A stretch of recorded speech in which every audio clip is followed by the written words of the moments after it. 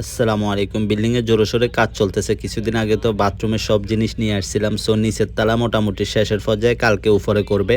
জিনিসগুলো আমাদেরকেই উঠাই দেওয়া লাগে। সামিয়া বিকালবেলা ফোন দিয়ে আমারে বলতেছে কালকে সকাল সকাল উপরে কাজ করবে। আজকে রাতের মধ্যে জিনিসগুলো উপরে উঠাই দিতে হবে। তাই আমি সাথে ইউসুফকে নিয়ে নিলাম। ইউসুফ হচ্ছে যে আমার কফিলের বন্ধু রুমমেট। আলহামদুলিল্লাহ ওদের সবাইকে আমি দেখাশোনা করি। কোনো কাজ দেওয়া বা কফিলের কোনো কাজ থাকলে সেগুলাতে নিয়ে যাওয়া। ইউসুফকে বিল্ডিং এ নামাই দিয়ে ওদেরকে কাজে লাগিয়ে আমি চলে আসছি শেখ সাহেবকে নিয়ে খানা নেওয়ার জন্য। শেখ সাহেবও আজকে আমার সাথে আসছে।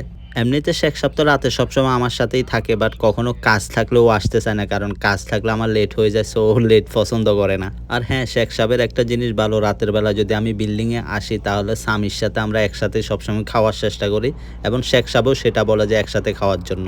আমি খাওয়ার অর্ডার দিয়ে বাইরে অপেক্ষা করতেছিলাম, আর কফি শপটা দেখে ভাবতেছিলাম যে কি পরিমাণ মানুষ কফি শপে টাকা ব্যয় করে, বিশেষ করে সৌদি আরবে।